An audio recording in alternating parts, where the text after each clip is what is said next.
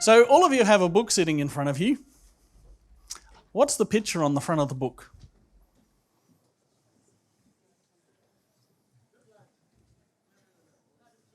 The blood of Jesus. Any other suggestions? What is the picture?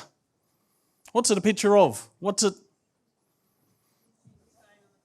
Jesus dying on the cross. You're all suitably hesitant, which I think is a good thing, because you know when someone asks you a leading question like that, they're trying to get a certain answer. And of course, it's not a picture of Jesus dying on the cross. It's not, because there's actually nothing there. One of the beauties of working with a printing process is you put some red outline and then our minds fill in the space. We bring our assumptions to it and say, we know what that is, and we start to put in all the details, and we even bring a whole story to it. For us as people who are familiar with an image like this, we actually have a whole story of crucifixion. But then we can step back a little bit and say, well, hold on a second. It's actually a white space in front of a splatter. Now, when my brother-in-law actually made that image for another project many years ago, I really liked it. And so when we started this idea of thinking faith, I kind of was going, I think that's a really good image, not just because it does, while I'm being a smart aleck and saying it's not a picture of Jesus being crucified, it actually is. But it's also not. It's a picture of where God might have been, where Jesus might have been. And so much of our faith is actually looking at the footsteps of where God might have been, the memories and the echoes of where God was. The whole story of the Bible is God was here. But maybe we're only hearing the reports of it, the witnesses that were there and are now telling the story. We actually don't get to experience that in those direct ways ourselves. So in some ways it's kind of this, trying to be clever, a metaphor for, our experience of trying to come to faith when we are people that most of the stories of faith come to us second, third, 1,000th hand, across all the generations. The other thing I think that we can look there is to say, well, actually Jesus isn't there anymore. We are resurrection people. We aren't people that keep Jesus on the cross. We are people that celebrate the fact that that was a moment that came and then it was overcome. We are resurrection people, and so everything about our life and our faith and our thinking should be shaped in the light of the resurrection. And that actually, if we believe that that's true, and that's a whole other argument we can have, but if we believe that that's true, it actually changes everything. Again, that's the space that an image like this provides us. I also think there's another thing here that you could say, well, that's actually a God-shaped hole. It's an absence where God perhaps should be. And I think that's part of the life of thinking faith, is that there are things that actually don't. There are times when we expect God to be there, but He's not. That we look for an answer, but we just find a blank or a silence or an absence. That is a faithful way of thinking about faith. So, of course, it's a picture of Jesus being crucified, of Jesus on the cross, but it's also not. And thinking faith is this process of asking those extra questions, not just bringing our assumptions and saying we know what that is, so we don't have to think about it anymore. It's that we take the next step and the next step after that and start asking questions about even why did we assume that? Again, it's not a wrong answer, but it's not the whole answer. And that's what kind of a starting point of what thinking faith is. Of course, the other way of describing thinking faith is by what it's not. So what's the opposite of thinking faith? Maybe it's unthinking faith. I, like many of us perhaps, had the experience of growing up in going to church every week. One of the risks associated with that, as well as so many benefits and so many good things, is that you don't actually have to think about your faith. It simply is something that is assumed. We think we know it because we've heard it all our lives. My dad was a pastor, so, I was at church most weeks and a few times in between. Not quite, as high-flying as, Dr. Gillespie and the elder Dr. Gillespie and all their friends. But my dad read all Dr. Gillespie's dad's friends. And he even encouraged me to read some of those books. That I was encouraged as someone growing up in an assumed faith context to actually read and think. And that's something I'm very grateful for in my upbringing. And it wasn't just the Adventist scholars and the somewhat higher level Adventist scholars, but it was beyond our faith as well. For me, when I was a university student, and perhaps even before when I was reading the Chronicles of Narnia and C.S. Lewis and some of those great writers of the faith, that was where my faith made sense. But I had to do that work. I couldn't just inherit it. And so thinking faith is the opposite here of unthinking faith. The faith that we can't just take for granted or assume, that we have to do the work. And that means being intentional about engaging with things beyond ourselves.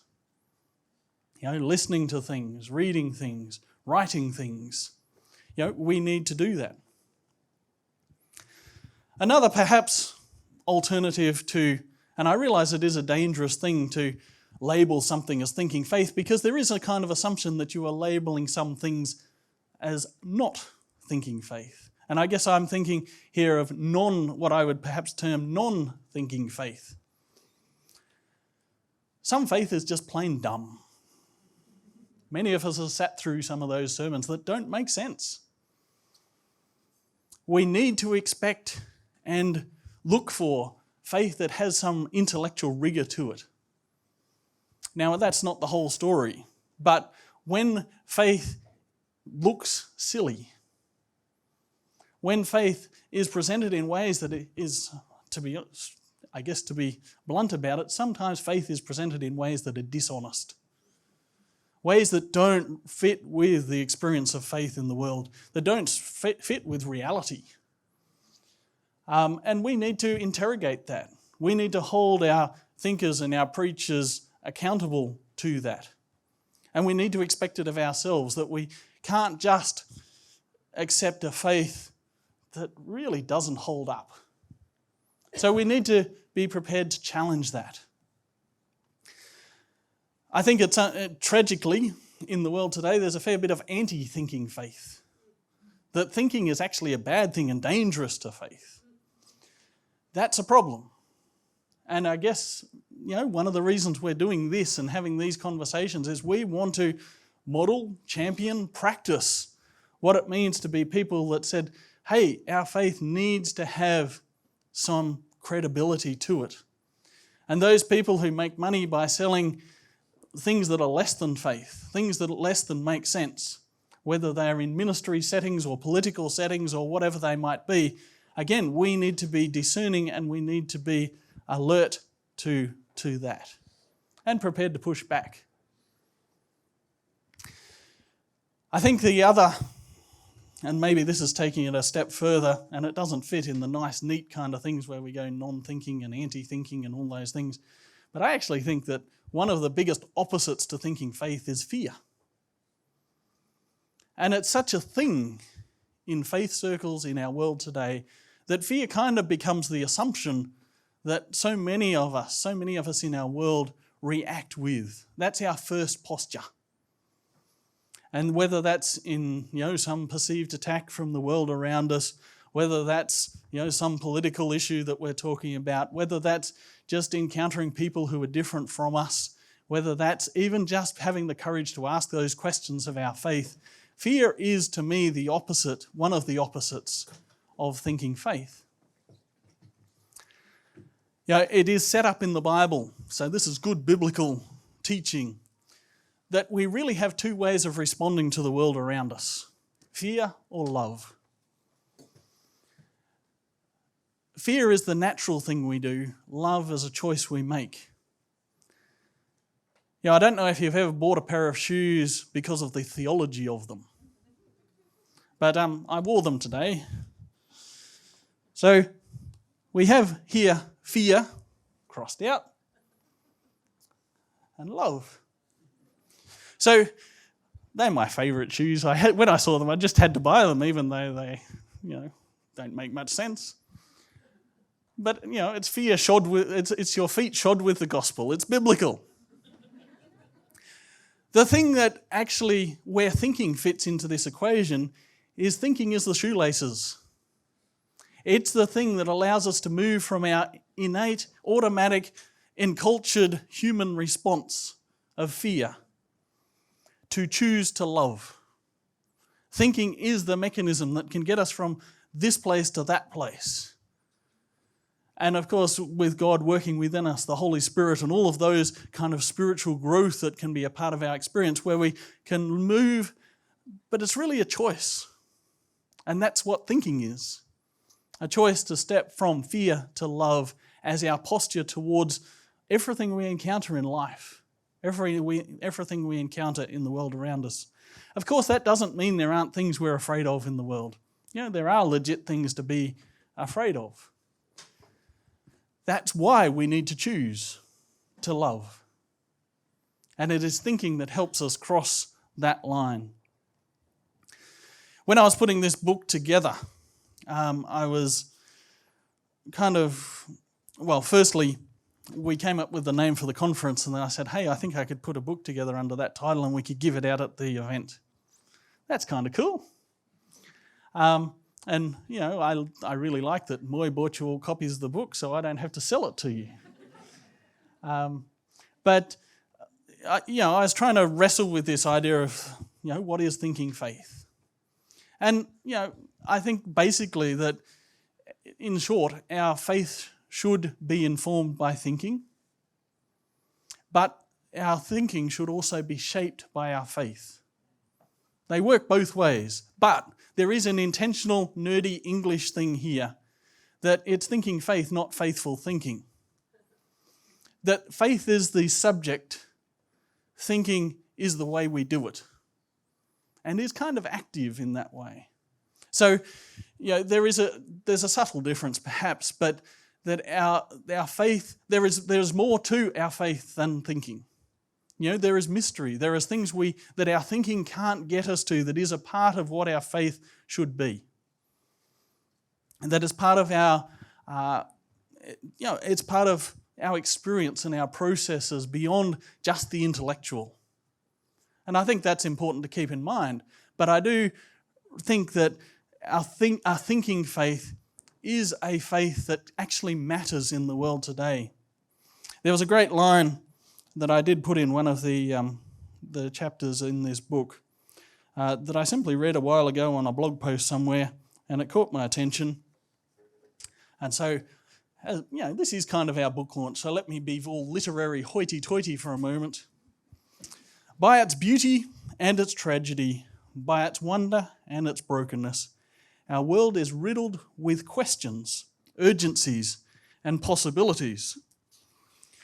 They are an invitation to engage, and I'm quoting here, they are an invitation to engage in an apologetic that is more concerned with gentleness and respect, of course this is quoting 1 Peter, than merely giving an answer. They are an indication that Christian apologetics, the traditional defense of the faith, can we believe in God?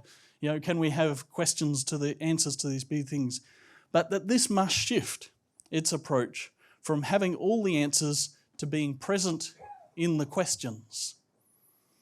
One of the greatest gifts we can give to our world, to others, is our curiosity and attention. I like that as what kind of thinking faith is about. And so when we're putting together this program, Moy and I plotting and saying who could we invite to share with us, we're looking for people that would bring the best of their professional and academic lives and bang that up against our collective faith and help us think about what it means to live faithfully in our own professional and academic contexts and our own living in the world and the society in which we are a part of. But also how our faith can be present in the questions that are urgent in the world around us, that can be a part of how we respond with love rather than fear. And so it's great to be able to spend this time, and just a bit of an overview of what our program will look like today. We'll have each of our speakers we've asked to give a short talk and a longer talk. The short talk perhaps a bit more personal, a reflection on faith and life and what that means in each of our speakers' own stories. And then a longer kind of thing to challenge our thinking from some aspect of their professional or passion or whatever it might be, experience of the world in which our speakers live and work. So I'm looking forward to those conversations. As we suggested last night, we'll have time for discussion in our table groups at a number of times across today as we try and wrestle with some of these ideas and ask some of these questions for ourselves. So that's the invitation. And that's the invitation. So I have I really dislike people who publicly admit that the first thing they do in a book is turn to the last page and find out the punchline. That's kind of the greatest sin that you can commit in the world of literature. And I could name names. But I am going to give you the final line of this book. And again, following in Dr. Gillespie's great footsteps, I'm quoting from the King James Version. For God hath not given us the spirit of fear, but of power and of love and of a sound mind. 2 Timothy 1:7. That's what we're trying to do, is to practice having faithful thinking in thinking about our faith, and to really together wrestle with what it might mean to live out that kind of verse and what that would mean in our world, in our communities, in our church, and in each of our individual lives of faith.